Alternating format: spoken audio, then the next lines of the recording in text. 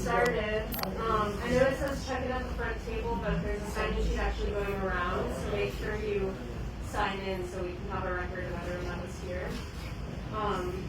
My name's Amalia. I've met many of you, but for those of you who don't know me, you might have gotten emails from me. I'm the new housing campaign organizer for the Community Land Trust.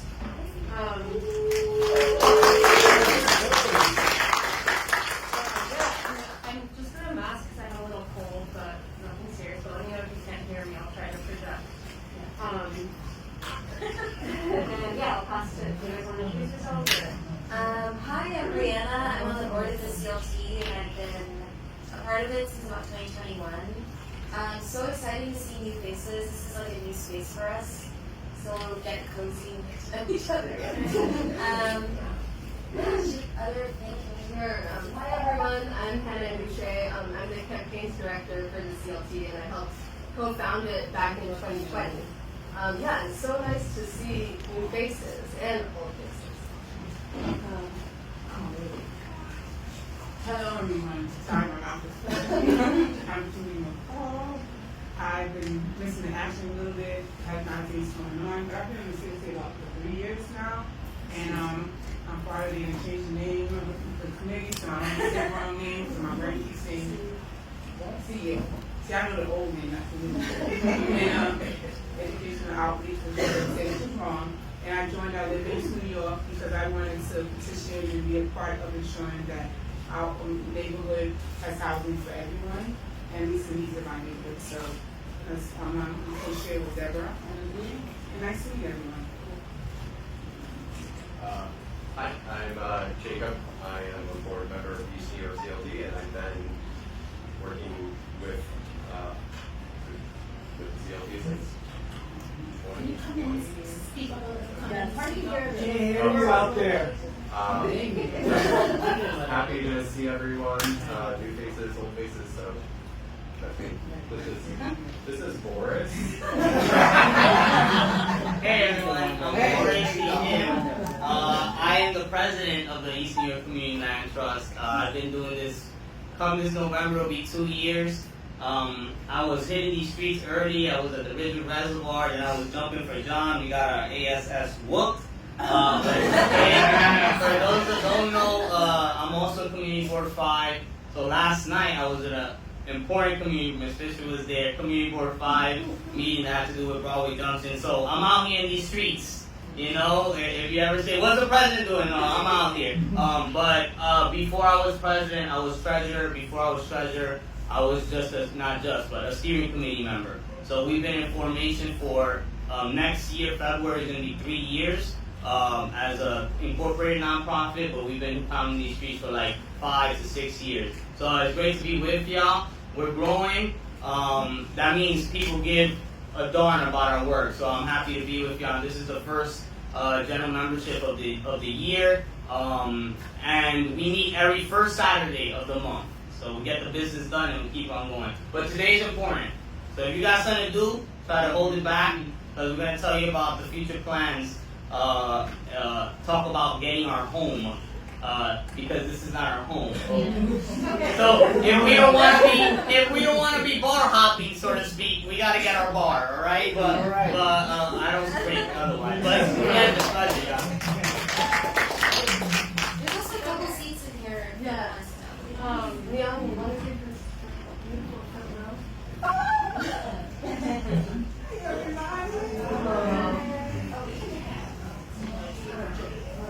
Okay, so this is our agenda for today. As y'all can see, we're already behind, as always happens. Does someone want to volunteer to be timekeeper and just help, like, give a shout out if we're taking too long? Maybe, like, take a picture of this so you have the time markers and help keep us on track a little? Okay, thank you. And then if someone else could take notes during the meeting, that would also be super helpful, just of, like, any important comments or questions that come up from members. And we're going to have a vote later on too, so someone can help us write down like how many votes we have in favor. Anyone want to do that? Okay, thank you. Cool. And shout out Joey recording. Yeah. You're going to do that. Thank you. Thank you. Oh my God.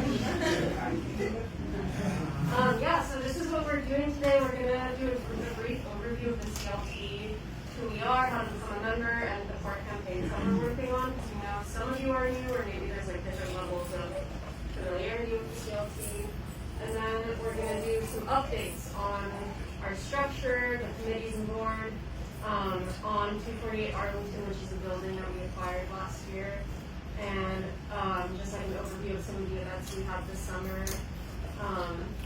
And then finally, the Finding Our Home piece that Boris alluded to is talking about this building, 161 Jamaica. We'll get into all the details. But yeah, that's a proposal for a building that could like house the CLT and some of the events and meetings that we have.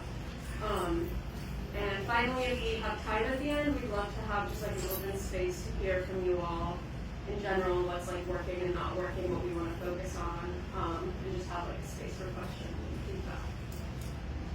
So yeah, any questions about the agenda? Cool. These are community agreements that we've had, like standing agreements from past meetings. I'll give you all a second to read them. And if anyone has anything they want to change or add, maybe you can like shout it out or raise your hand. Or if it looks good, we can just move on.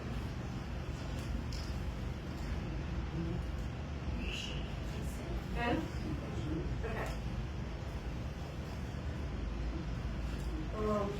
Maria, do you want to do this? Yeah, so for those of you who are new or refresher for returning members, the East New York CLT started in 2020 at the heels of the pandemic, and our mission is to stop predatory investment and speculation in our neighborhood and to find like stable community by means of permanent land ownership and stewardship of the land and by leasing homes. And as an explanation of what a community land trust is, it's a nonprofit entity that owns the land that a home sits on, and then we lease the land affordably, permanently affordably, through like usually like 99-year families, and we ensure that that home is sold to the next family for an affordable price. And an important part about a CLT is that on the board, like the people controlling the land and like our campaigns and what we use the land for is made up of residents of the neighborhood, made up of residents of the homes on the land, and made up of like mission-aligned allied board members, so that that home, like those homes, can't just be sold for more money later on. It's permanently affordable, and it's collective, like visioning for what we want to see in East New York. And it's a really powerful tool in combination with organizing to actually really build power, like meaningful power in our community. So yeah, we started in 2020 by surveying vacant land, city-owned land in East New York, and really got a sense of the landscape of the community. And like we alluded to, we ended up organizing and raising the money to buy a building outright, 248 Arlington. And now we're looking to replicate that by building, organizing, and having a campaign to target slumlords that are not keeping up with buildings and stabilize those buildings, stop displacement, and put them in safety. So yeah, am I doing something? Yeah, well I guess I changed slides because that's kind of like the tenant ownership piece stuff. Yes, so that's the tenant ownership piece, which we successfully did with 248 Arlington, and we're going to do again. We also are looking to implement community-controlled neighborhoods, and that really has to do with the Jewel Streets, a neighborhood in East New York, border of East New York and Queens, that's sunken. It's completely disinvested, not connected to the sewers, and because of our organizing, the city has agreed to invest millions of dollars and staff and resources into like revitalizing that neighborhood. But we need to make sure that like that community is organized and like what they want to see happen is actually implemented. and to also put a gigantic city-owned 17-acre lot in the CLT along with development partners so that it actually goes towards community good and is like environmentally protected and not just like sold for profit. And citywide and state policy is also part of what we organize for. It helps with our other campaigns and for us to build power. Part of what we're organizing for is a package of bills in the city called the Community Land Act. One bill is COPA, Community Opportunity Purchase Act, and if that would be like if a landlord decided to sell their building, community would get a community organization would get a few months period where they can put up an offer and it can't just go to the highest bidder. So yeah.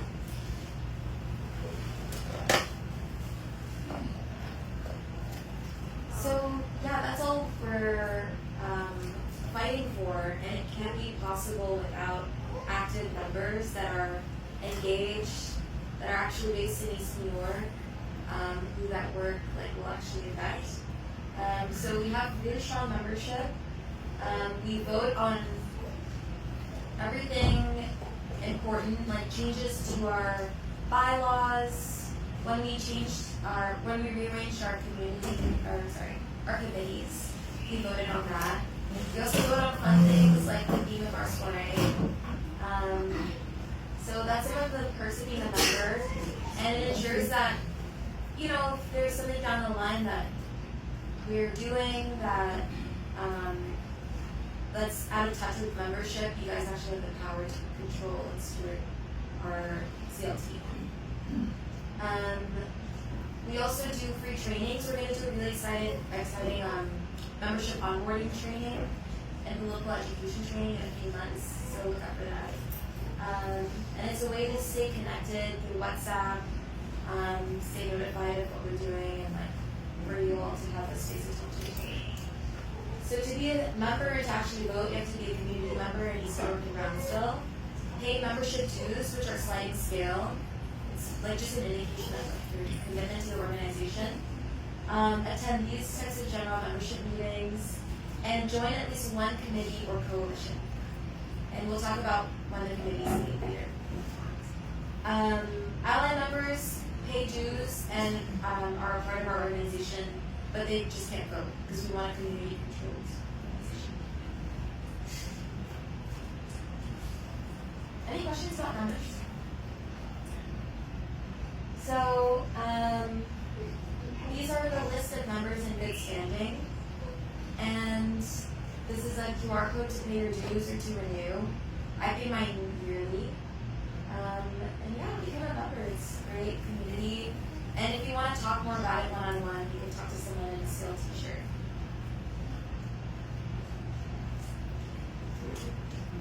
Oh yeah, definitely pay please.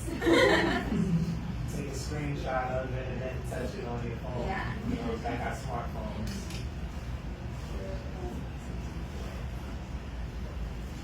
Yeah.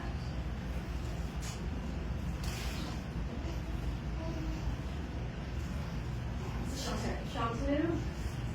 Get in here. Also, we have a couple more board members here that can just quickly introduce themselves. Maya, Chanel, Hi, everyone. I'm Maya Ephraim. I've been a board member since 2023. Hi, good afternoon. My name is Chanel Halliburton.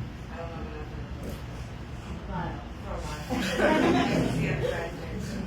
And I'm an trainer, and I've been on the board for about 2 years, going the same time as Maya. So, hi. I already had a couple of times scanning the QR, so. You can also send it out after. and we will follow up with you. Okay. I think Mullen touched on this earlier, but in 2024, in history, we were the first community land trust in New York City to privately acquire a multifamily building. It's a 21-unit building on Cleveland and Arlington, 248 Arlington Avenue, and it was a huge step forward for the org towards getting tenant-controlled housing through these limited equity HCFC co-ops.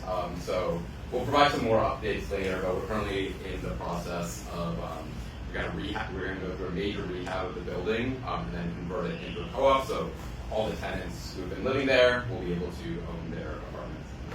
But more updates to come soon.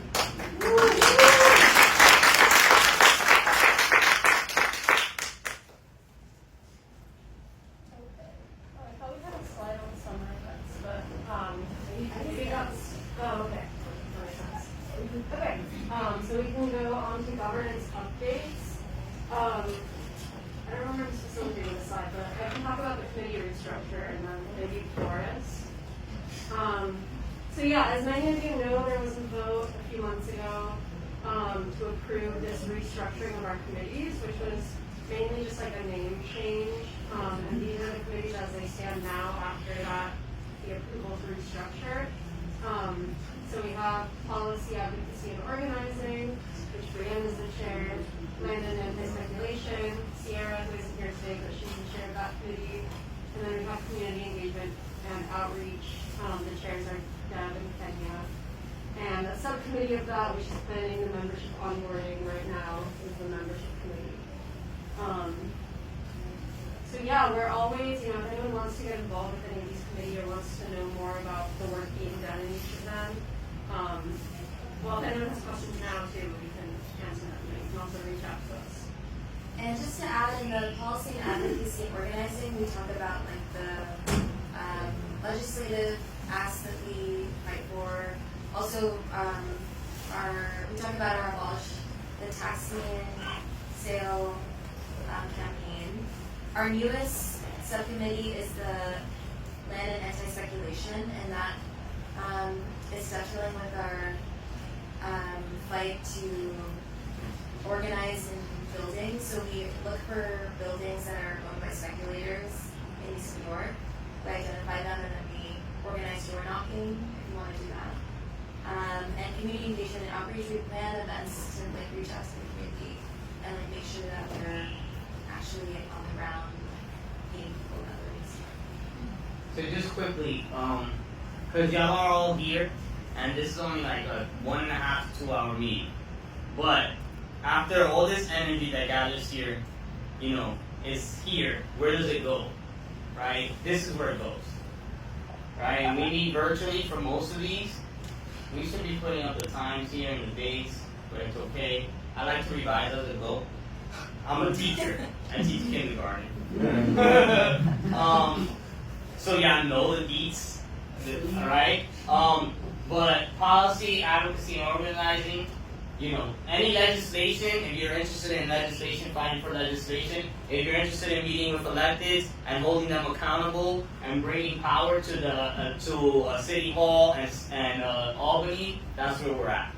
Right? If you want to pen a letter to them, if you want to pen an op-ed and an editorial for a newspaper, we're working on one about Broadway Junction actually, that's where you want to plug in. If you want to work on what are going to be our next land or buildings that we're going after, this is where you want to plug in.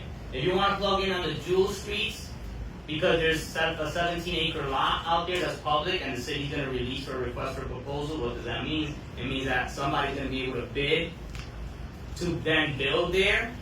17 acres is huge, right? That's where you want to plug in.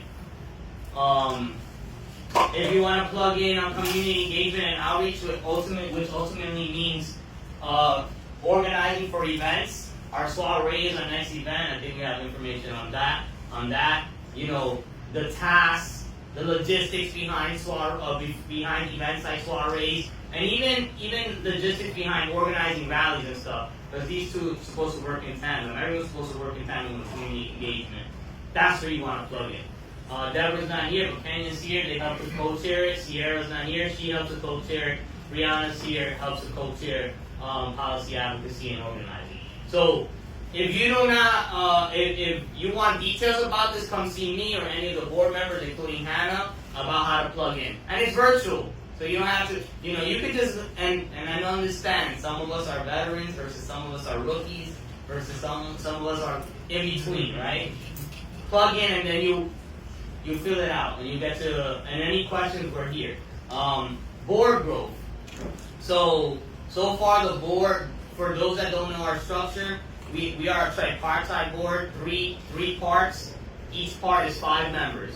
5 members that come from the community, that means East New York and Ocean Hill, Brownville. 5 members that live in the community land trust. We yet don't have land on the community land trust. We're like on an interim landlord basis with 248 Arlington, which we don't want to be. We want to actually get our ground lease going, but then 5 members will come on, and then 5 members who are ally members or members that have specific skills, know how to strategize about specific things. You know, work for a bank, you can bring in financing knowledge and things like that. So that's who we consist of. So right now there's vacant seats. There are vacant seats. We have ally members, the ones that bring the skills, and we have members from the community. Who also brings? So also bring skills, yes, let me not underrate myself. You know, public speaking is not my thing. Right? So we only have 5, but we can have a maximum of 10. So there's 5 missing. Right? So if you want to be considered for on the board, and we meet every month, at least once a month, and we also do strategic planning. Like we'll talk about our home, finding our home. We did a 4-hour strategic planning meeting just for that. Yeah, this is about meetings ultimately. At the end of the day, I'm going on 35 next week, and I get to see my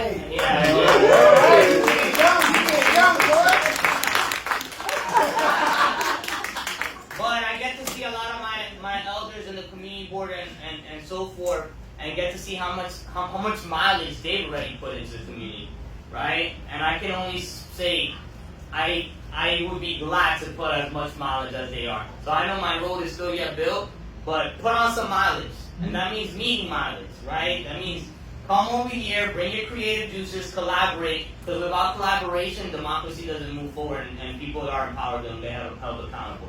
And we might have a new mayor, so we gotta do some extra planning on that. Yes. You know, but it's good trouble. So please, if you are someone that views themselves as a prospective board member, or you just want to plug into these committees, not just all of it is what helps this come into fruition and us kick some butt. All right. And just to say, so we're gonna we'll send out the application for you to nominate yourself or someone else to be board member. So look out for that email.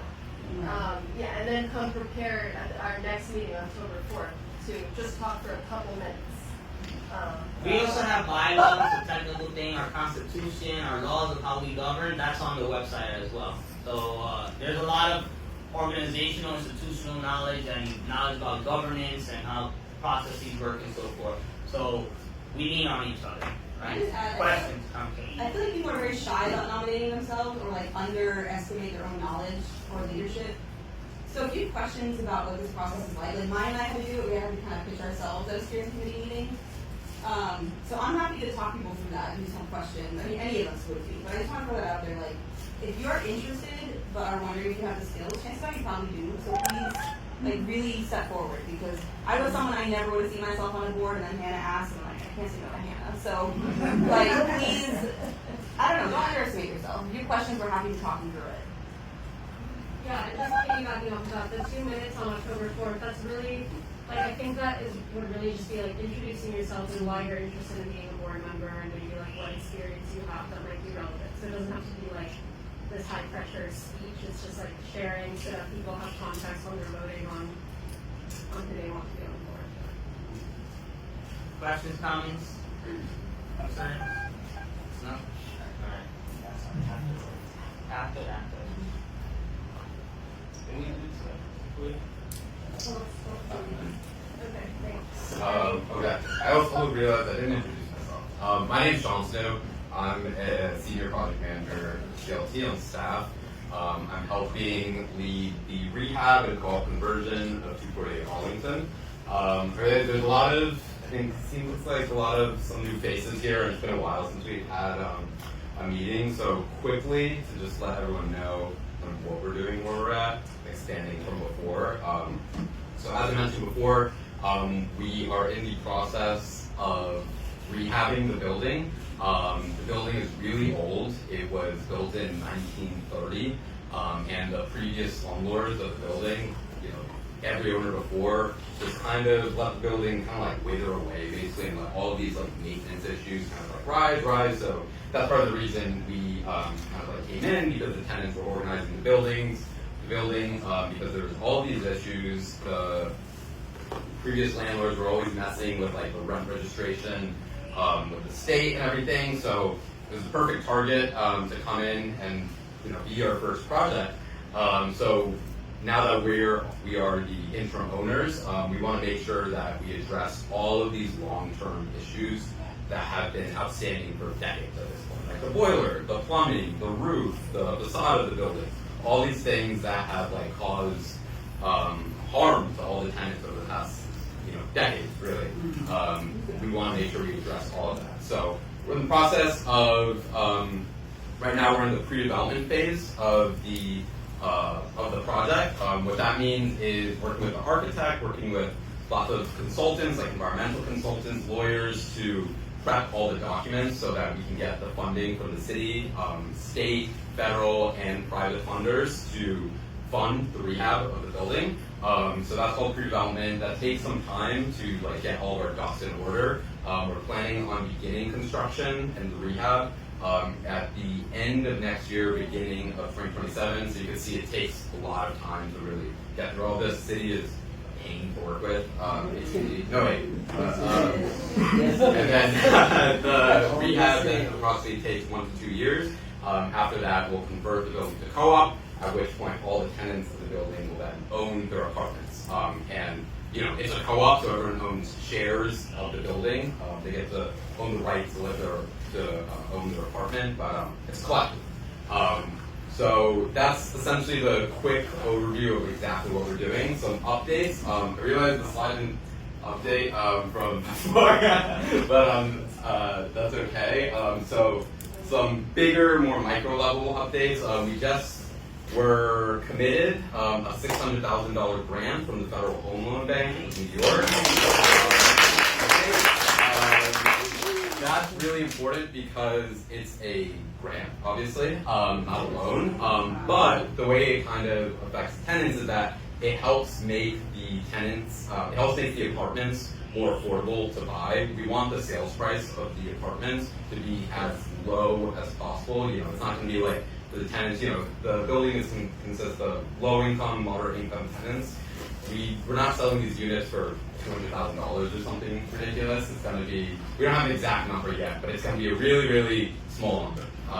And getting these grants really helps make it more affordable, and it also reduces the private debt that the building has to take on. It's also really important because that means their rents, which will convert to maintenance fees, don't have to support as much operating costs and debt, which means they can also be lower and stay, about at what the level is right now, which is right. So that was huge. That money isn't with the building yet. That we get that $600,000 once the building converts into a co-op, which currently should be about 2028-ish currently.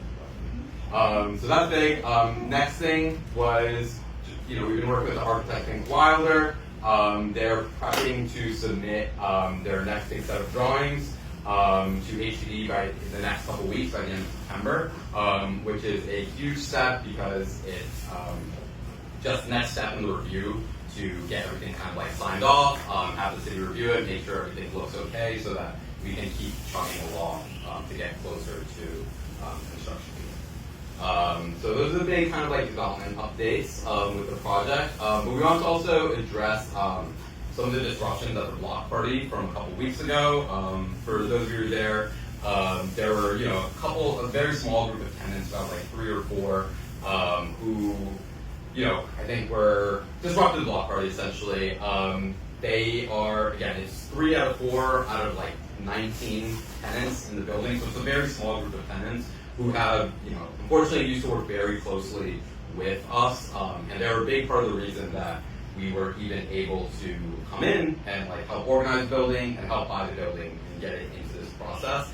I think along the way, it's a very complex process, but they, lost some trust in the CLT. But, the reality is, there's a big shift that comes from external organizing to internal organizing. The external organizing part is, when you're organizing against your landlord, right, your slumlord, trying to get all these repairs done, trying to make sure that your rent is going to the right thing, that you're not being overcharged, versus internal organizing right now, which is a process, which is, the tenants kind of coming together as a unit, right? Because the building is going to be a co-op, and it's going to only that's only going to happen when all 19, actually 20 tenants come together to work and be like, okay, we are a co-op, no one owns this building individually, we own it collectively. And that shift in fighting and in mindset, I think, is very tough because the stakes are also a lot higher. Before, everyone was tenants and whatnot, but now, like, everyone's going to own their units, and, certain cracks start to come through. That I think is our job as, CLT and professionals to help kind of work through those dynamics and still organize and unify the tenants, because, you don't need to be friends with everyone, the tenants, tenants don't need to be friends with everyone, but they do need to kind of like come together as tenants. And the tenant council, who is kind of essentially the TA for the building, who's elected by the majority of the tenants, has also played a large part in helping unify the tenants and kind of like bring everything together. So it's kind of like when you buy the building and when you complete the acquisition campaign, the work really starts. The work of like figuring out how to work together. The CLT and the tenants, we need to work all together to make this happen. And we take very seriously like our shift. We're an organization entity, right? Like we do grassroots organizing, but now also we're an interim landlord of a building. So that comes with a lot of responsibility, and we want to continue to make sure that we hold up our values and that we're responsible and accountable. And that for us means like working through any dynamics for the tenants. Even if it's a small group of tenants, like it's super important that we continue to work with them and build trust and stay professional and stay focused on bringing the building together so it can be a successful co-op. But we wanted to create this space because many of you were at the block party and you were aware of, the disruption and like the tension, right? So we wanted to create a space for people to also ask questions. I know some people had brought it up, feeling like as members, what do you tell other people about this? So I want to open the floor. And if you're new, you can also ask questions. What was the complaints that they had? What did they feel that the CLC was not in agreement with the issues that they had? Were their issues so different from, I would think, what this unit is, this organization is trying to promote? I think one thing is that just the timing, right? Like it's extremely painful and difficult to be waiting a really long time for the major renovations that you need, right? So it's kind of like, I think a piece of it is a lack of trust that the renovation will happen. And the sort of, like being like, we need this now. And you do need it now, you know what I mean? Like there are things that, people want now. But we haven't gotten into public funding yet. We're waiting for that and trying to push as fast as we can. So a little bit of it is like, So the initially, urgency. basically, that they wanted whatever was wrong with this year-old building or years-old building, they wanted it to be 1930s. fixed. Okay. That's a piece of it. We also had a little bit of staff turnover. We had somebody, who had shunned his job, who was working with tenants, and he left. So I think that was difficult.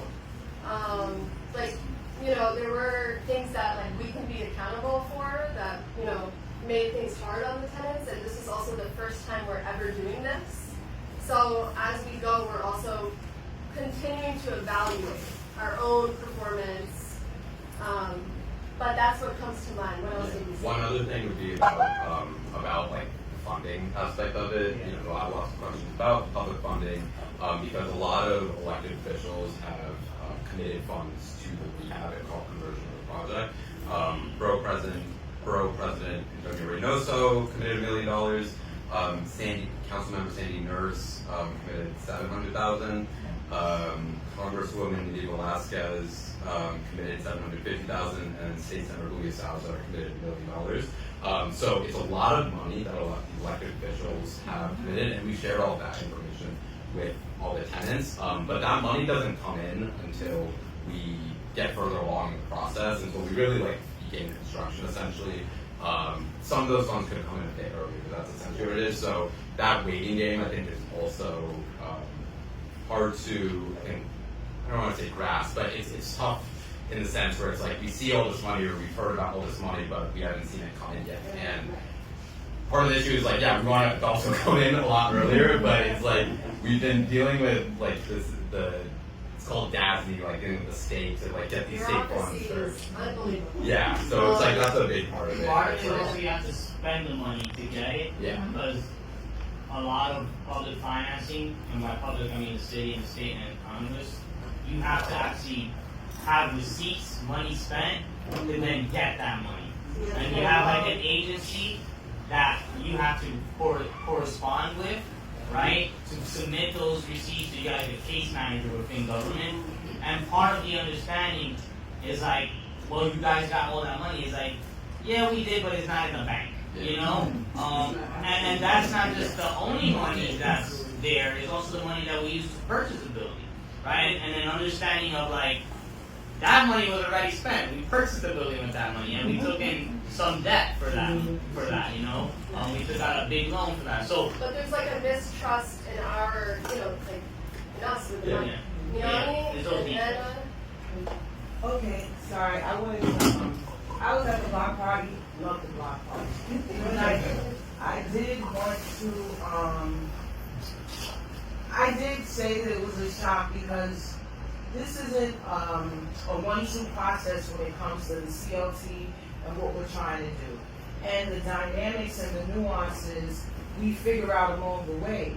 Now, what Hannah said about the impatience of people, it's, they see the numbers and you guys hear the numbers, but and again, this is us being positive about it and being victorious about it and possibly painting it as if it's a victory, but it's still a fight. And when you have people who they just, in my opinion, wanted to shift blame on a problem that's more nuanced than they want to give it. So if you hear that we've got millions of dollars and you think that we're withholding it from you, it's a mistrust in what their idea of owning is and what their idea of what the CLT could have done is. What we're finding out is all these roadblocks and nuances that we must navigate in order to clean this up. And it was a problem that really festered for a long time. Now my question after I say that is there, how can I say this in a good way? You don't have to take abuse from people who don't understand what's going on. Is there any way that people who don't want to live there, don't have to live there, they're not entitled to own their apartment, but there is a shift in owning the apartment. Now, do they have to qualify to own their apartment? Do they just qualify because they already live in the apartment? And if they're hindering or being a mutiny in the building, are there any consequences for that? Yeah, everyone who's in the building right now will have the opportunity to buy their apartment. They'll still have to buy the apartment, and we're providing lots of different paths to make sure that everyone will actually be able to buy their apartment who wants to buy their apartment. So technically, is there a qualification? Yes, in the sense that they do need to buy their apartment, but there's lots of ways to make it that we're working on right now to kind of make sure that can happen. But I think part of the thing we're doing right now, it's going to be a while, again, until 2028, until they actually have the opportunity to buy the apartment, right? The building has to get renovated, everything first. So in terms of like disruptions and like unity and like all this stuff. The tenants, we've been working with tenants, meeting with them every month, and going through these trainings and like informing them about what it means to be a shareholder, what it means to convert to a co-op, what it means to be a part of CLT. Part of that aspect is creating stuff like bylaws and like house rules for the building that everyone kind of has to agree to. Yes. Yeah. That's fine. And they'll get to decide really amongst themselves, like, okay, if you don't, agree to these house rules, if you break these house rules or bylaws, that we as a collective have agreed upon, what are the punishments for that? Yeah. And I will say, we have time, right? We have until, this is like the training ground, Right. where everyone can like work on working through conflict and all that. Yeah. But I mean, other tenants have set rules, like they collectively decided that you can't film in the tenant meetings. Because it prevents there from being trucks. So things like that have been great. Anna, and then Anna. Okay, so I want to bring some context to this because I was a housing organizer for social local development when I was working at 248 Arlington back in 2008. And that was when they were having challenges with these slumlords. They were not making themselves available. People that are still there, I commend them because this is an investment of time. And because they were dealing with such incredible living conditions and no one was answering them. Maybe last year sometime a group of these tenants had come to, and they were disrupted to community boards because of the frustration. Now, I'm telling you 2008. So these people have been in this situation for such a long time. Yes, we are community land trust, and we are, trying to help the situation at this point. They've been in that for so much longer, and we have to try and understand their frustrations.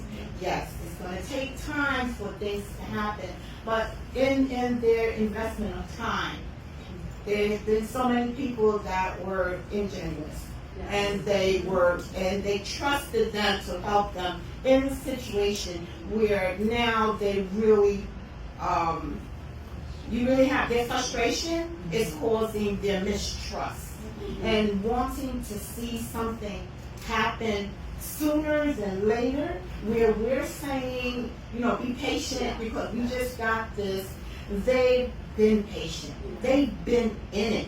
They've surpassed. They brought their children up, and then it's like the most interesting thing when they did come to the community board, and some of those tenants remember me as being their organizer, knocking on all those doors, doing 311 complaints, bringing HPD in there. They persevered. They really persevered. So with the workshops and maybe bringing them a little closer to what's happening behind the scenes will help them to eliminate some of the frustration, but alternatively, it's a mass frustration that's going on because this is their livelihood. This is what they have. When they meet with us here, you come home and you deal with your situation. They have to stay there. So a little bit of understanding with what's going on. Yes, they want to make noise because they want things to happen. They want to see things materialistically.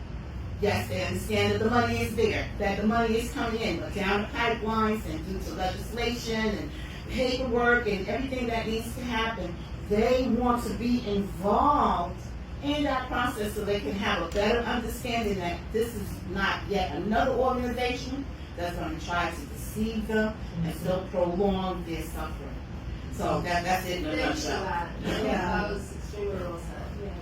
And I think you're absolutely right. It's just this accumulation of frustration and trauma and It's tough because like the home is going to be the source of like most trauma in your life, and it's like that's not going to be unlearned in a year. I will say though, we really want every tenant to be actively involved in the decision making, and that's what the meetings are about. So that's what we're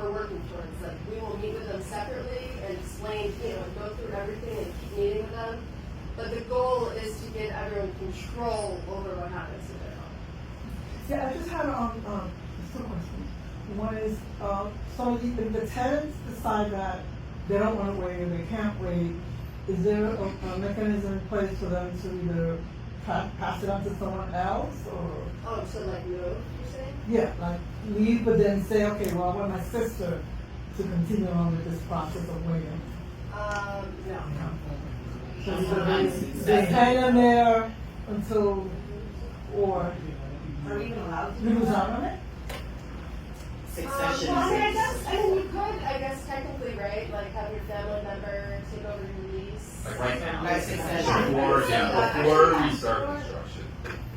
But yeah, I guess, but in some ways, then you're changing the lease, Yeah, right? you're That changing it. legally, that it's like whoever's on the lease, right? That's the first thing. Yes, whoever is on the lease now is the insider, so to speak. But in the meantime, I suppose that, the living conditions are in a way that they're livable. It's not like, The living conditions are livable. Yeah. Obviously we want them to be a lot better, but we have spent the last year and a half improving living conditions. that's Fixing important. windows, Yeah, that's repairing pipes, Taking out money to make upgrading the sure. boiler. The building is, Cameras, right? yeah, like a Yeah, they do all that. Yeah. door lock, They do yeah, all doors are locked. Yeah, there's tons of work happening. Like it's not like, it's just the major renovations. Right. Yeah. Like the bigger renovations where we have to like literally like rip open the floors and the Right. walls. It's like, right, it's like the little things, or like feel like very minuscule compared to like what you really need. Yeah. Yeah. So I thought, and just putting it in a nutshell, it's like you have to go through the pressure so that you can see the diamond at the end. And then it's like perseverance is what will bring the outcome, which will put a smile on everyone's face. And it's like, yeah, we stuck it out. Right now it's complaining, but in the long run, and with the investment and time and patience and all of that, to have CLT really come to fruition, they'll be so proud of all of this will be just a memory in the background. Yeah. Exactly. Not all this work you're doing is easy. That's right. I just, not necessarily, well, two, maybe a question and a suggestion. So, the question for me would be, how much of the education is being given to the members as to the process? And,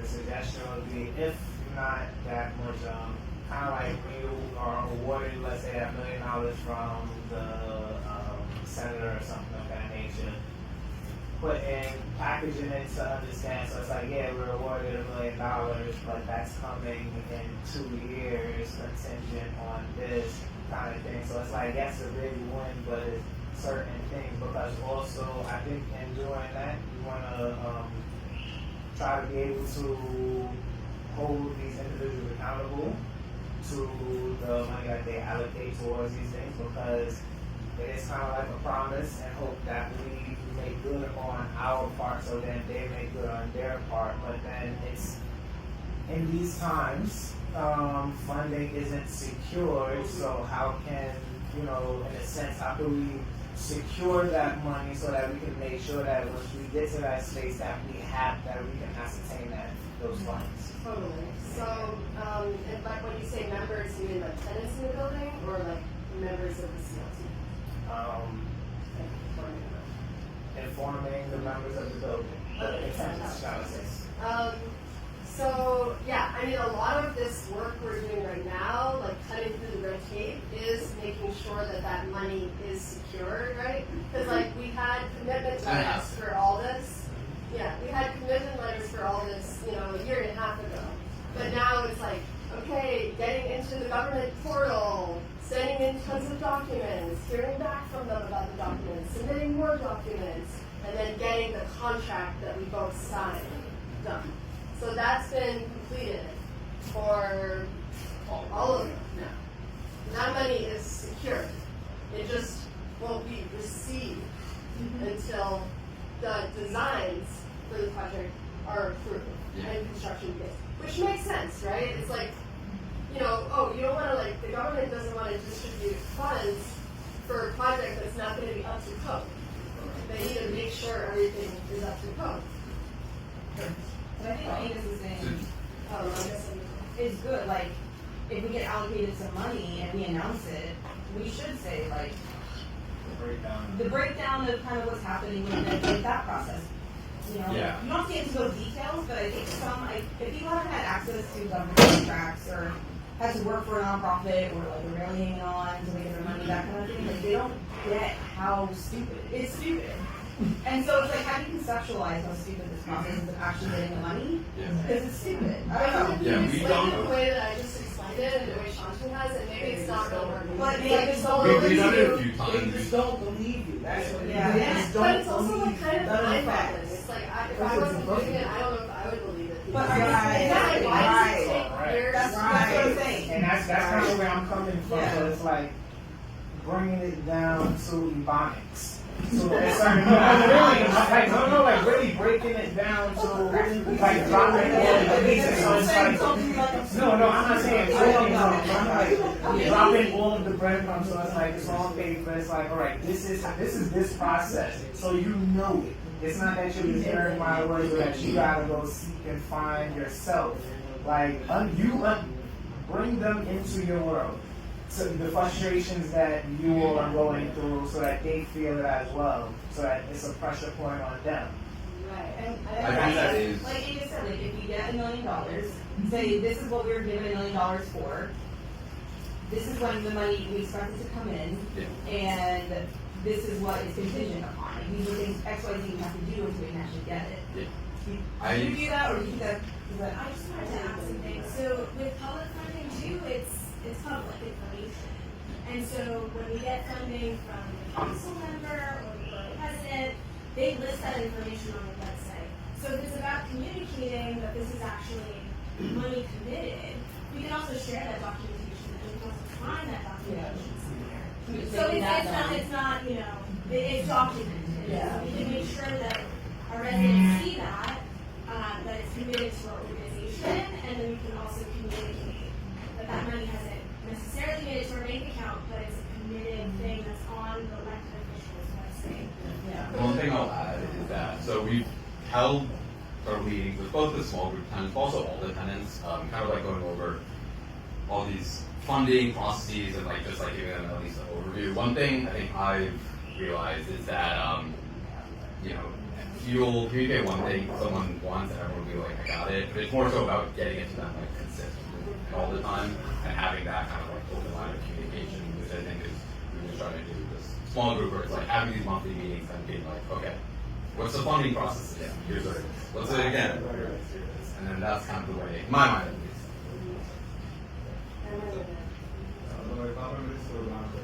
Thank you.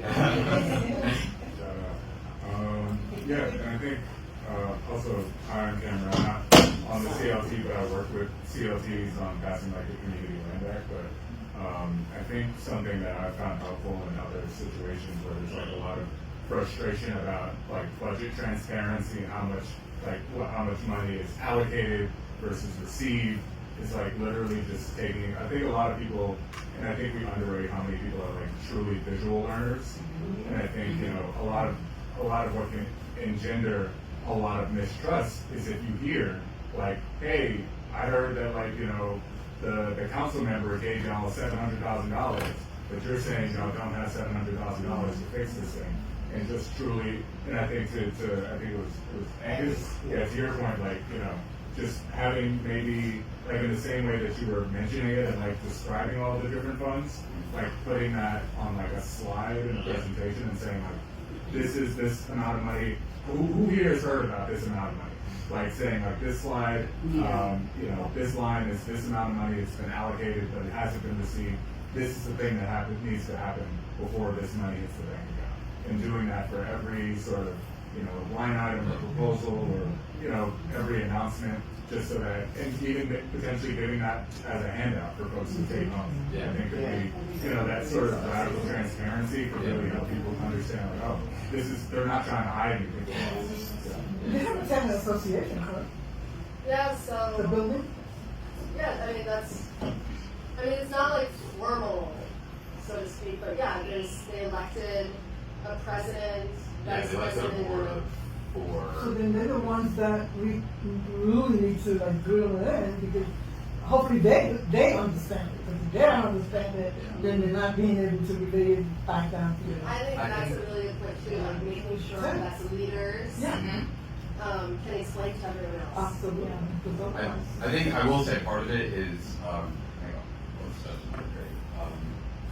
And I agree. And I think the town council does understand it very well. I think part of it is also honestly like being able to like get in a room and just like speaking with them and being able to like hand it out. I think it's been kind of like a big struggle so far. Like, when we had the meetings, had the handouts and documents or whatever, we're able to get to a spot that's like of like decent like understanding, at least temporarily.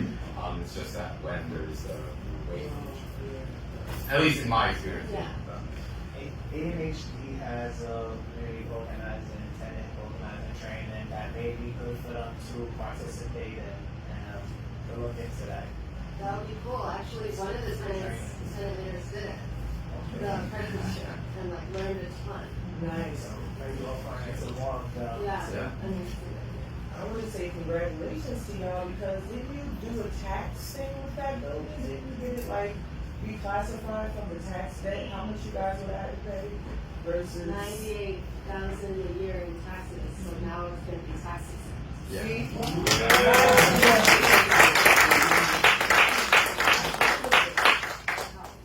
Yeah, why you say you all? You too. Yeah. I ain't been in that building like that. I just come from barbecue. And then maybe let's move on. So, have you met with the architects already that you have something visual that they can look at to see this is the finished product of what this is gonna look like? Sometimes it's good to check out the back of the book and see how it's gonna end, and then work your way forward so that you have something to look forward to. Yes, this is what this is gonna look like. This is gonna be my place, and and kind of look at it backwards. So that could be the vision board. Yeah, so we provide updates based on the drawings to tenants as they come along. It's a bit of sometimes it can be kind of like two-handed in a sense, where it's like we don't want to show them something too early, because when things are being reviewed by HCD in the city, lots of things kind of changing all the time. So, and that's been part of it, where it's like we'll say one thing is going to happen, and then things change because of millions of reasons. And they'll be like, oh, why did it change? So it's kind of like this balancing act where it's like sharing a lot, also being very clear, and it's about building a trust between us and the tenants, kind of being like, we'll show you this. Also, there's an understanding that things will change. Also, that's also getting to that level. But I do think that once we have visuals, it could really help. Yeah. So I'm excited for that. And yeah, I just want to say, I'm hoping we can continue talking about this, continue to evaluate our work and hold all each other accountable. Because we don't want to just become like another nonprofit affordable housing developer. That's not who we are. We're trying to do something different here, and that means constant evaluation and accountability. Any questions? Okay. Well, speaking of the block party, it was also really fun. Did anyone go to any, I know a lot of you did, but block party or one of the beach days? This was like one of the beach days. Anyone want to share about their farmers market down here? Anyone want to share any takeaways or? Julie?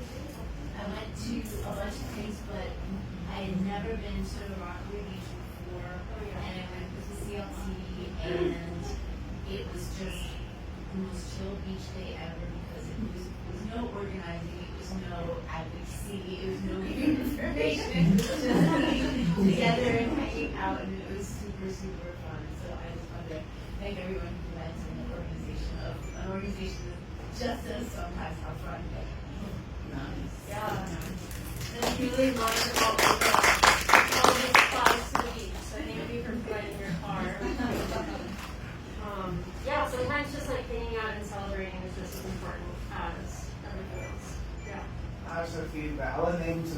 to majority of the summer festivities because it was a very impactful summer in East New York.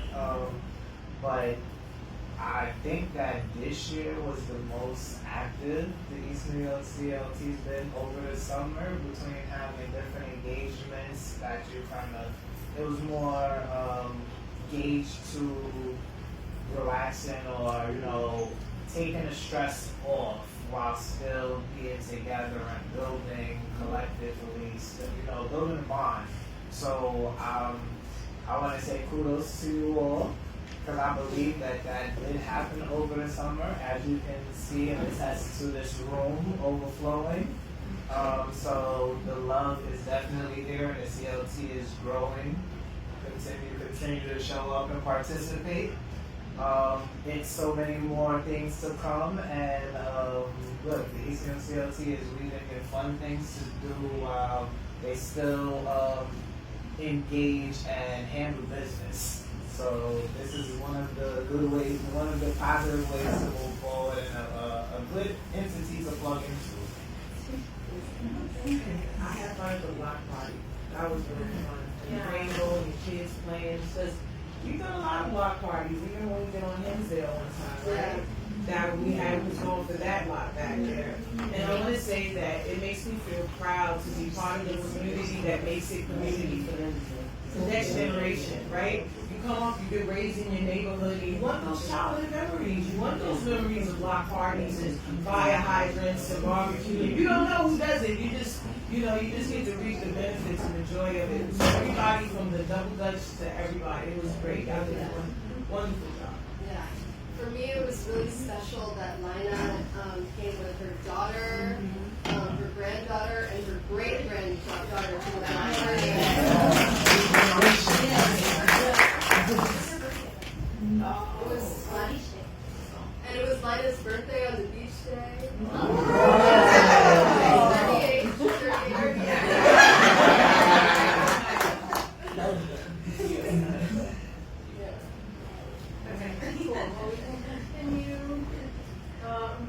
Speaking of events, we have another really fun event coming up, the Autumn Soiree. And you want to share about it? Yeah, so you guys know the Autumn Soiree, our biggest party of the year. It's a fundraiser, but it's also just, a really good, kind of crazy party. And so, yeah, we really hope everyone will come. Tickets are $50 for the community, and then, if you can pay a solidarity ticket, that's $75 to $100, that's great too. But yeah, that will include, free drinks, really good soul food. We're getting catering. We're gonna have enough food this time. DJ, really epic photo booth. If people remember, that photo booth was insane. I felt like I was on an amusement park ride. And yeah, it's just a really good time. And the East NY CLT member who sells the most tickets gets a $100 gift card. So please sell some tickets. Think about who, what neighbors, friends, family you want to invite. It would be great if everyone could invite 10 people. 10. It's a capacity. What's the Not everyone will come, right?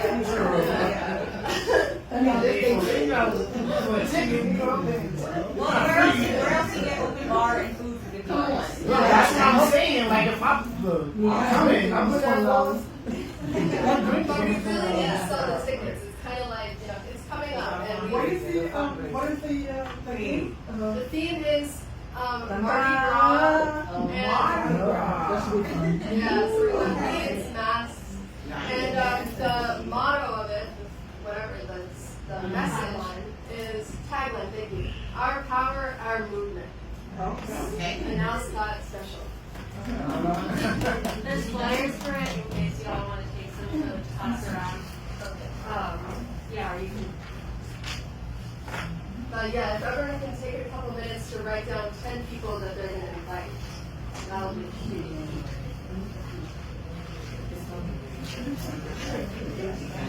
Oh, we're gonna have a raffle. You have raffle items to donate. You know, handmade stuff, whatever you have. And then what else? DJ. DJ Crown as always.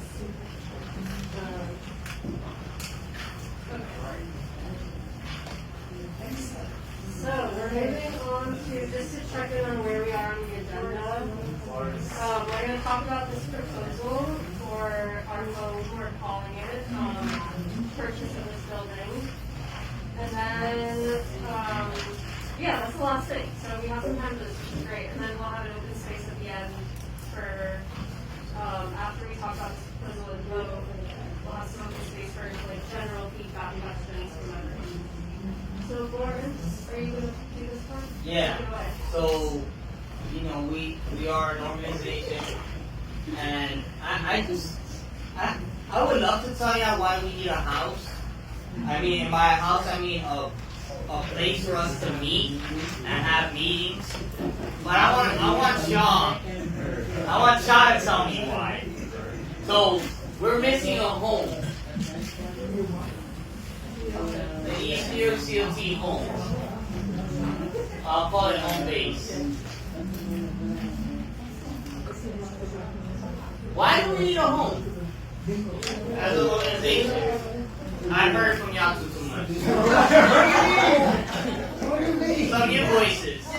I'm the type of teacher that's like, oh, it's the same students. No, not you, sorry, I see you. I saw it. Alright. You and then you. Why do we need an office space, a home, somewhere to operate? Why? So you don't have to be in a preschool classroom. They go to this whole place my granddaughter goes here. and I've been connected to this place before some of y'all were born. But the next time we here, we need to be in the community room downstairs. Whoever organized this. No, they're fixing the floor. Okay, so I'll give them a pass on that. When I was walking up the stairs, I was like, why am I coming to my granddaughter's class? And I have to text. And who was at my house, wrecking my house last night. But the point is, if we have our own place, we have a meeting space. We have a place for people to come into, and hopefully it's mixed use, and we have some rentals to go with the whole situation. I talk a lot, by the way, so I was a little bit. Okay, there's enough room capacity, so I'm going to go here and then over there, yes. Alright, so I feel like we need our own space because it kind of fits with the mission statement of what we're trying to accomplish. Yes. We can't really, give people the opportunity to have homes for themselves if we don't have our own homes. Yes. We need to complete our mission. And complete or fulfill our mission. Why out, Julie? Someplace where people can come and know where they can get answers, support, have a conversation. Support, services, and I heard also build like come and meet. So building camaraderie is what's important. Julie, go ahead. Free advertising, just to have a building with the name of the CLT on the outside of it would go to what was just said, that everyone knows we exist, it's there, and you see the name every time you drive by, which is this is an incredibly central location. Everybody goes by this spot all the time. 61 Jamaica Ave. Central location. The centralized hub. Central location, size Corporate hub. headquarters. And RB, yeah. Go red, pink, black. I'm sorry. I think it would offer stability. Stability. Oh yeah, I like that word. Yes. Okay, we are expanding because we started out small and now we have a big, we do keep expanding. So we need more space.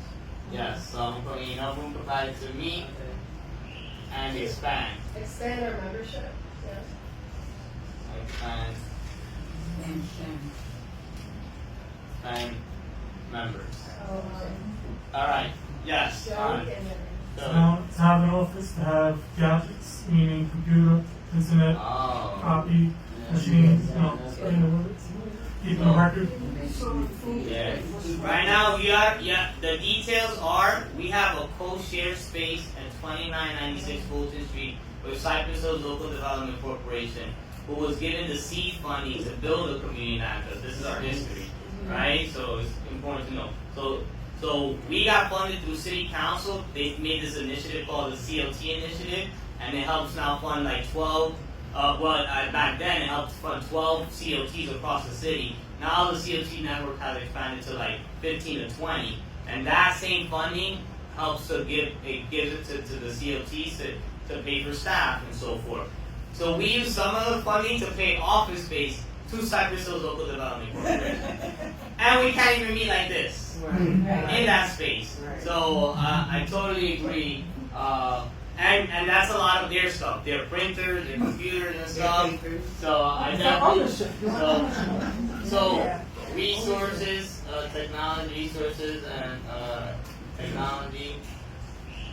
Training. Oh yeah. Ownership. Yours. Yeah. What do you mean by that? Like, you don't see how we purchased the 248 Arlington, so this would be yours. So it's kind of leading It'll be away. ours. Yeah, ours. So it kind of leads the way to future opportunities of acquisitions. Also, so you could like, okay, so yes, so you could plot for future acquisitions. Build a portfolio. Acquisitions and builds our portfolio. What do you mean by portfolio? My architectural portfolio? Okay. Build our real estate. I like to ask rhetorical questions so people can get more. Yes. Give me everything. Yeah. Real estate portfolio. So I have 2 parts. By the way, I once heard questions.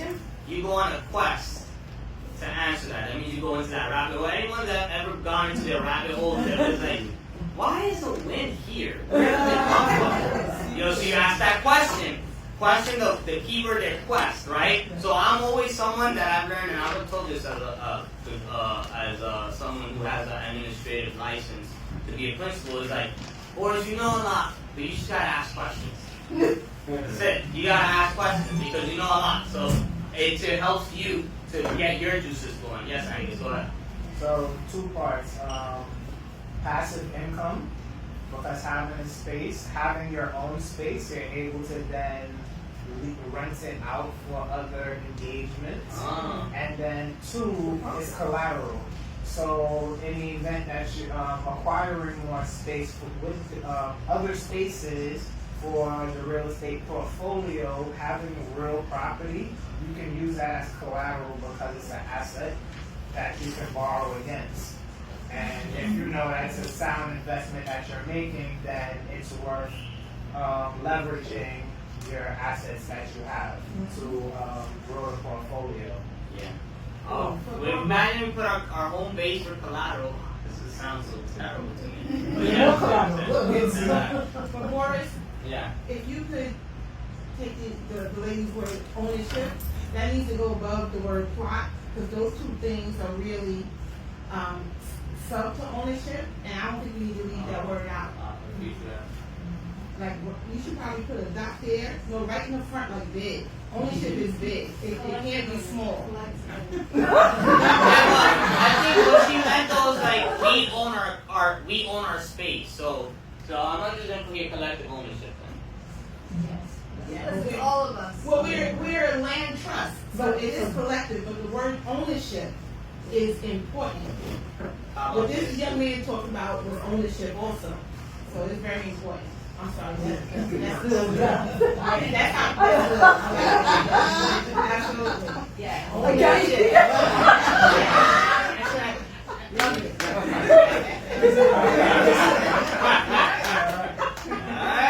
Alright. Anything else? Okay, anything else? Going once, going twice. Good. So I'm just gonna summarize this. Enough room capacity for us to meet to expand our membership. We needed to complete our mission and to be about our mission. We needed to offer support services. We needed to build camaraderie, relationships, rapport, etc. We needed for our central location a hub and to market ourselves. We needed for stability. We needed to bring resources to the community, to bring technology resources to the community, and use those resources, to bring training to the community. We needed to plan for future acquisitions or ownership and to build our real estate portfolio. We needed to be a possible source of income to charge other organizations to possibly use or businesses. We need it for possible collateral so we can use to then purchase other properties. And we need it for collective ownership. Now, the more important part is we came across an opportunity. We came across an opportunity. You want to do this? Okay, I'll start off on that. So 161 Jamaica Avenue.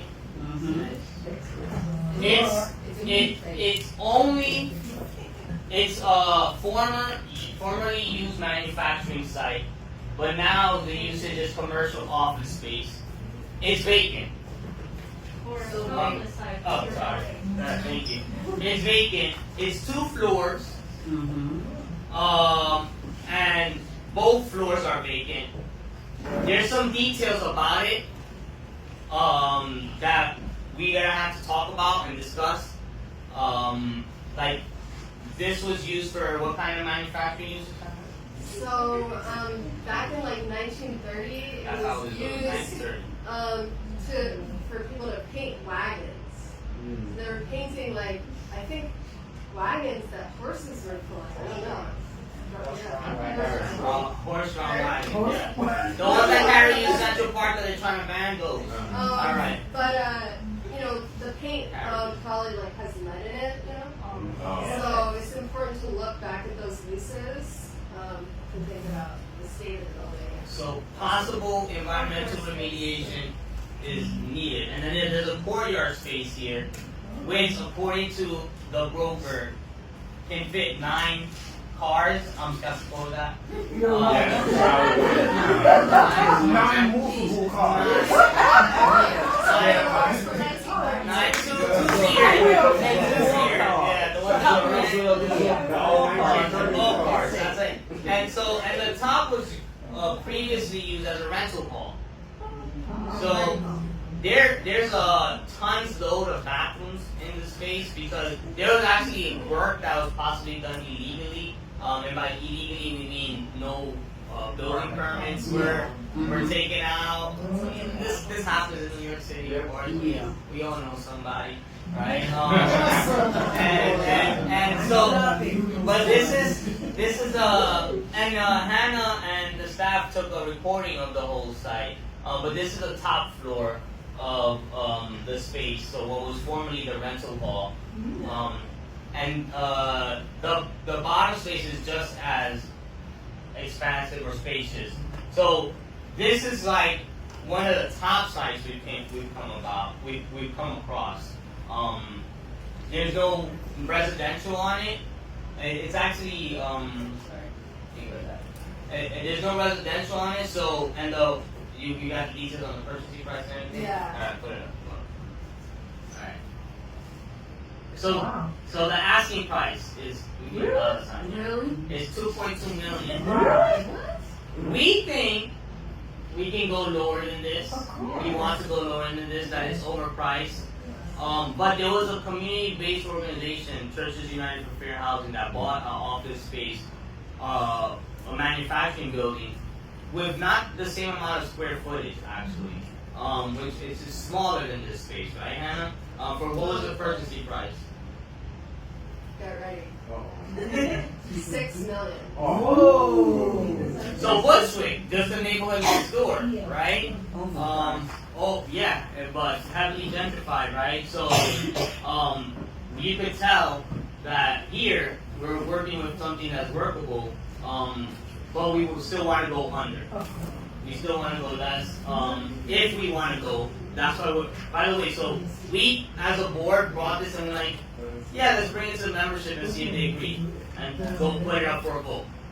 So then we thought about, because we're making a plane as we're flying it, like what is our acquisition process? Okay, we talk about it as a board, and then we might make the decision of bringing it to the members, right? Or if we don't, we just bring it to the members, and then y'all tell us, yeah, right? So that is our process right now. So we don't press the red button on yes, this, right?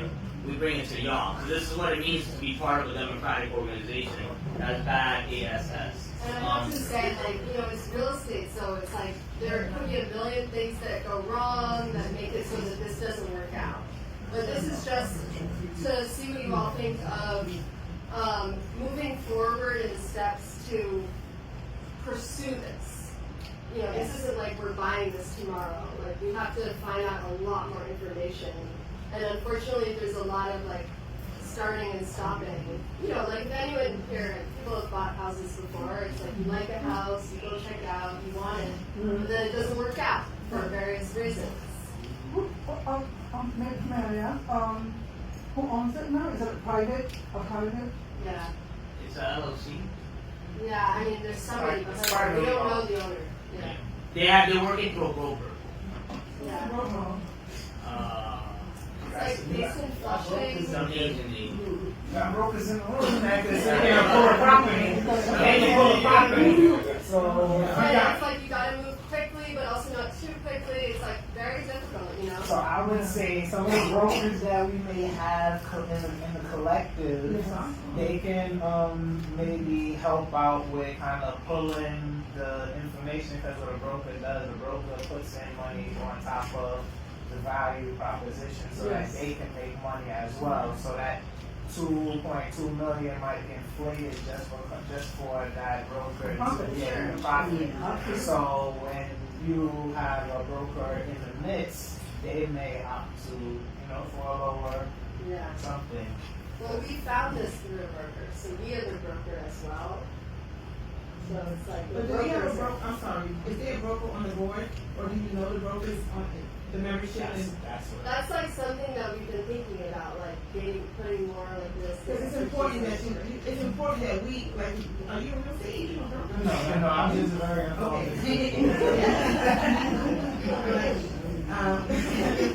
It's important that the board consults with a broker that's on our side, not the listing broker, and not even your broker. We need a broker from this in-house.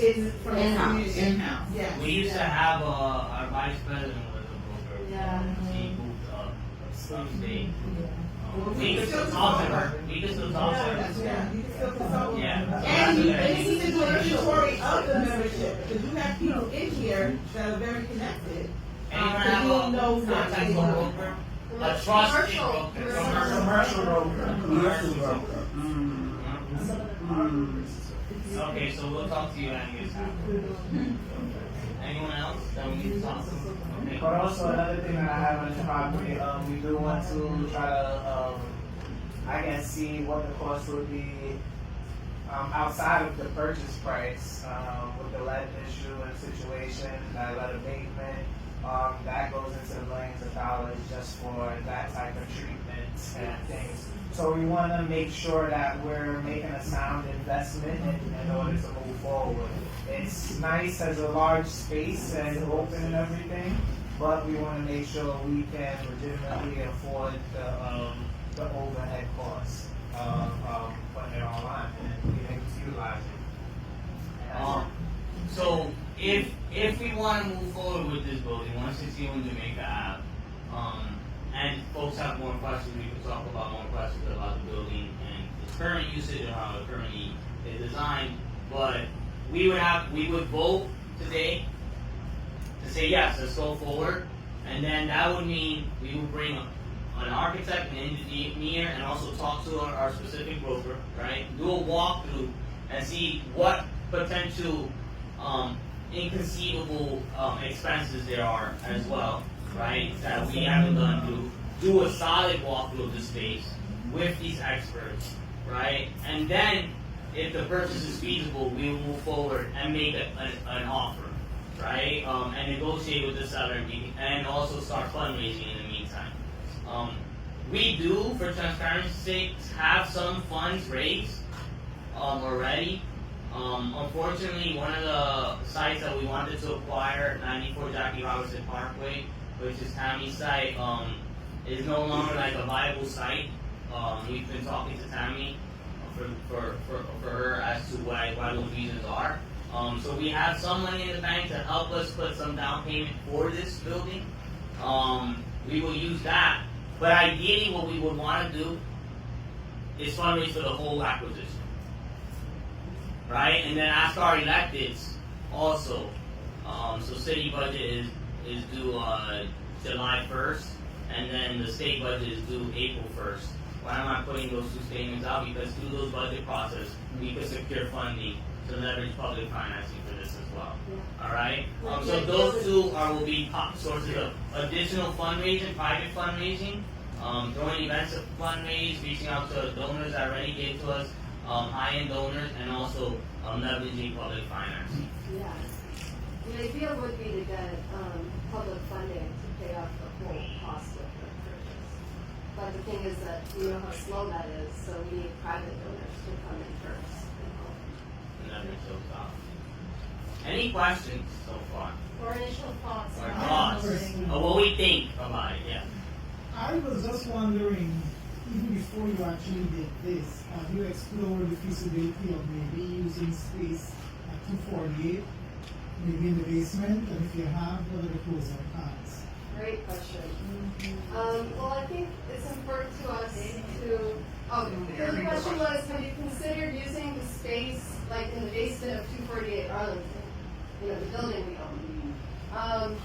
So yeah, we have thought about that, but it's important to us to allow the tenants to decide how they want to use that space. And so I think it's going to be largely like an amenity space for them. Plus, maybe, no, actually not laundry, but. Yeah, not laundry, but like the community space for the tenants and potentially. Yeah, it will be temporary for you until you're more established and can use So the answer is, one, let the tenants decide, so that means we have to go to the tenants during a tenant council meeting. They currently use the space to meet as a tenant council. I will also say that the space is quite confined. It's not as big as, it's actually wouldn't even be as big as this space. So that's, yeah, it's rooms that are not, it's not open, right? It's not open space, it's not like an open auditorium forum space, which this building offers, right? But those two things, which is what bring it to the tenants, see how they feel, right? Because you don't come into somebody's house without them actually saying, yeah, we want you to come to our house, right? And then two is also there's logistical still confinement issues. And it's a basement, so we don't want to, of course, staff. Fire hazard. Our office in a basement. We don't want to Can I go down there right now? Cockroaches galore. Yeah. They're all dead. Yep, we're all dead. I did a quick zero market value estimate, maybe due to negotiation, but $816,000.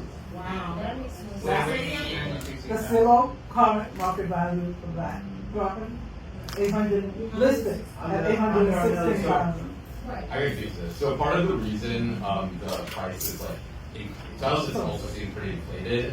So it's currently a manufacturing building, but it is zoned as R4. Did we talk about this? No. So it's zoned as R4, which means that whoever does own the building or buy the building can potentially tear the building down and build residential property with like several units, like 8 or 10 or 12 units, like up to 6 stories. Yeah, so that's the reason the price is inflated, because they do it more so as like a development project for The other thing also is that it's very, it's nearby Broadway Junction. And there's a lot of investment that's going through Broadway Junction. For those that don't know, and also our community went through a rezoning in that area. Everything north of Pickett Avenue was rezoned, and that's why on Atlantic Avenue you see a lot of tall buildings, right? So I would also say that the market has changed you know, very much is why we're doing the work that we're doing, right? But it's also why we want a home as well, to make sure that we have a home base to fight off against those market pressure. Anyone else after Andrew? So I would also throw out there just kind of something for the interim, maybe a home within what's the name of this? Food Bazaar. The owners of Food Bazaar over there on the second floor of the Food Bazaar, there's open spaces that they're looking to partner with the community to kind of activate and utilize. So they look at it so close to the jewel streets that could be a point of discussion, and it could be probably given for free for a certain amount of time, just as an interim. And then they are good. They're looking to plug into the community in a large way, so you can kind of tap into them for maybe some seed capital to go into a building fund campaign. So maybe starting a building fund campaign that could be rolling for the whole year, and for continuous, just so that the money people can constantly donate or invest into the building campaign until we reach our goal. And so that would be something grassroots, and like this can pour into it, the public can pour into it, residents can pour into it, legal members can pour into it, and it's a rolling something. So we get the building in 2 years, it will be open for 2 years, collecting the funds, and it will be publicly exposed, and people can know that this is how much we gave, this is our projected goal, so things of that nature. And then seeing this building, and they'll probably doing this walkthrough, so me personally, I vote for a yes. Just kind of moving forward to see what the financial budget statement could be for moving forward, and that can help to build the framework for us to move forward in any other properties that we look at, because this is the first time that we're doing this. So we're building a framework. All right, this may have not worked, but we can take what we learned from here and make it easier to look at other properties and still build that portfolio of money to, if we get a better idea, a better property and deal, because all of those blocks I'm picking to Jamaica is in the rezoning area. So there's a lot of deals or projects and things going on, so you can try to plug into a new building, being a CLT and the mission that we have, and then we can still work towards the ownership of a property moving forward.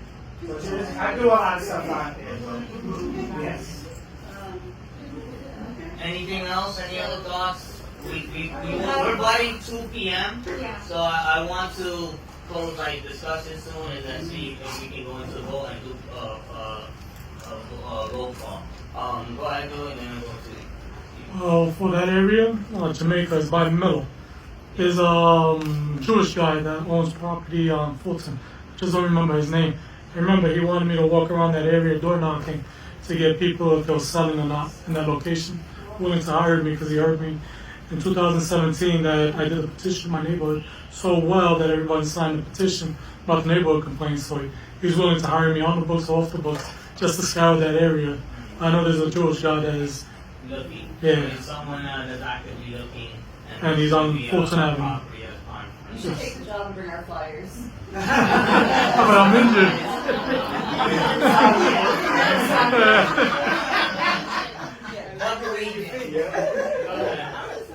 How long has this property been on the market? We don't know, but it did have a different broker before. So there's a chance it's been on the market. It's been on the market before the pandemic. So we gotta be careful. So yeah, it's been, it was being used, but they had the for sale sign on it or available sign on it as well. My mom has a birthday. Not for rent? Not for rent? It was available sign. Oh,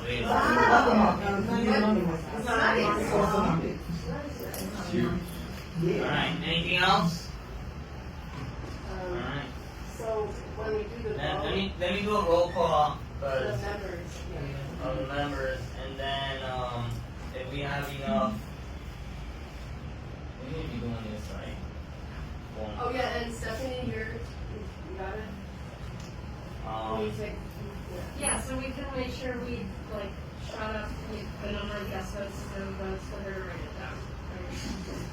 Alright. Miss Reader? Present. Sprout LaFontaine? Not here. Hey Young? Not here. JJ not here. Miss Green? Yes. Natalie Thomas Collins? Miss Taylor? Here. Alright. Kingston? Someone or? Yeah. Oh, yeah, thank you. Sandra? Deborah? Tanya? Miss Nicole's here. Boris? Here. Anna? Miss Darlene Miller? Darlene? Lumelina? Not here. Sarita? Julie? Here. Mr. Scott? Not here. Amber? Not here. Amelia? Miss Thompson? Oh. Miss Ana Romero? Present. Ria? Miss Cullum? Mr. Salmon? Carl? Ethel Cooks? Not here. Sierra? Not here. Sophie? Not here. Carlene? Angus? Present. Judith? Ms. Green? And Victoria. Is this everything? Yeah. Everyone? How many you have? That's not quorum. 9.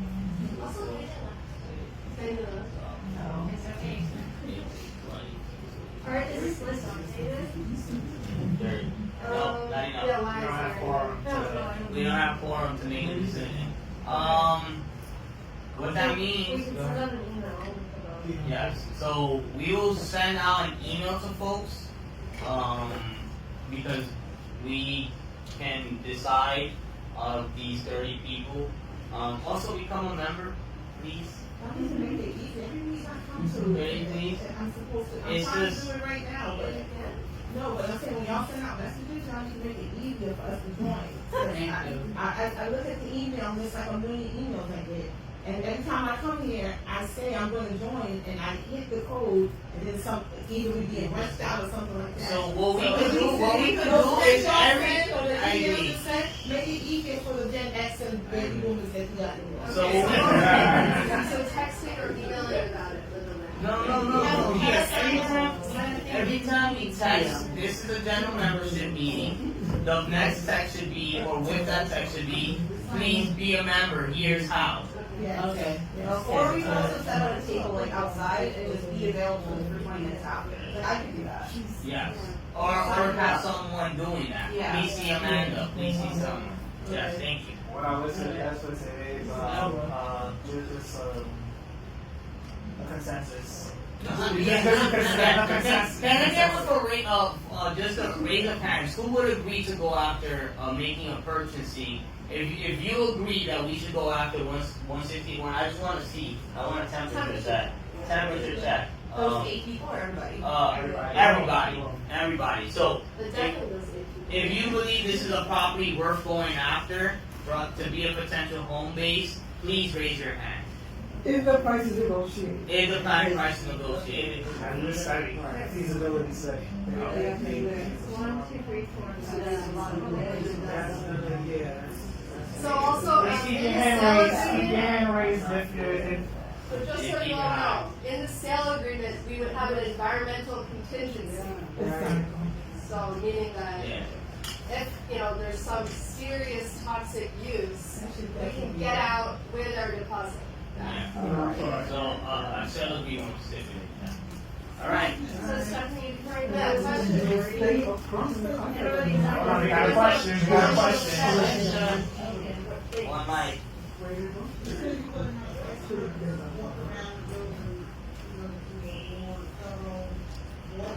Yes. It should be given on that, Correct. what they find Yes. according to going forward. Yeah. Like, for what it looks like there, I think it's worth going. Also, you said something about the tank on the front, something on the front of the building was red. Yeah, but the use that they had, that it was used for like in the 1930s was pretty toxic. So to get that off, and will it be at the previous owner's expense? That is something that we could work into a sale agreement. Feels like difficult to get them to agree to that, but it would maybe then the strategy is to lower the price because we're going to be the ones to pay for that, and it's going to be a couple $100,000. Yeah. So I think that's right. That's Because they'll give me a negotiating damage around goods. that. So we lower the price of that we can afford to.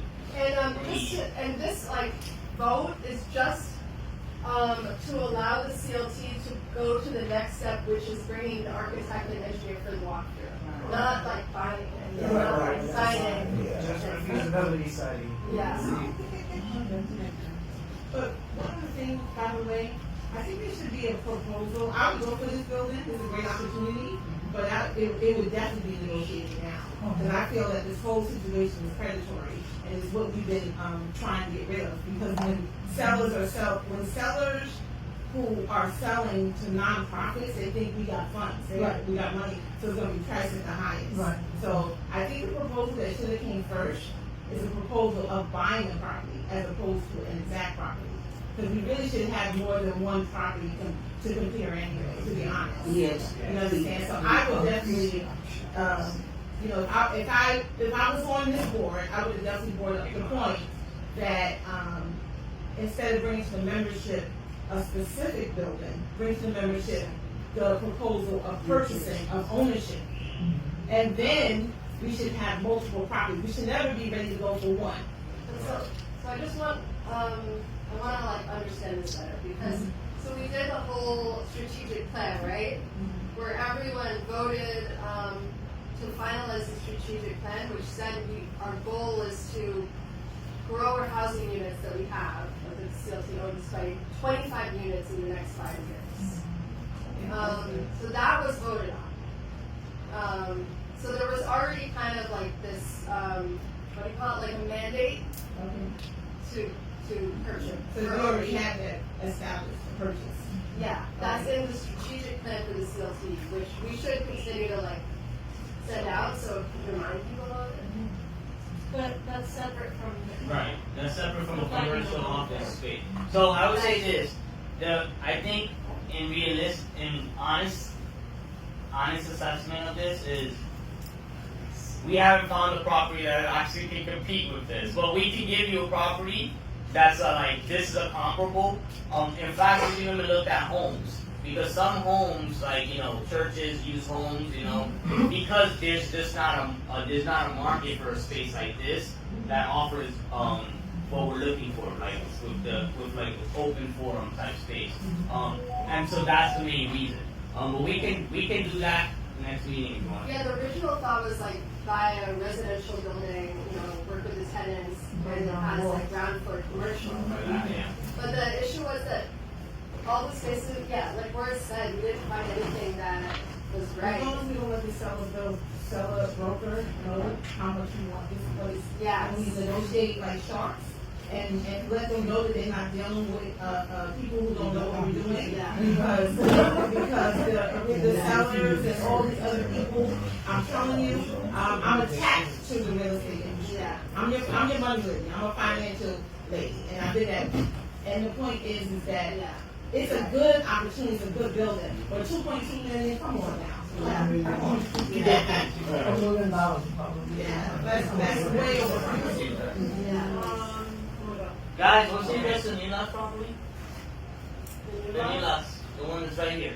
577. So 577 new lots, perfect example. 577, and then we gotta get going. 577 new lots is a comparable building, but it's actually ground floor commercial, and then it has like 9 residential buildings.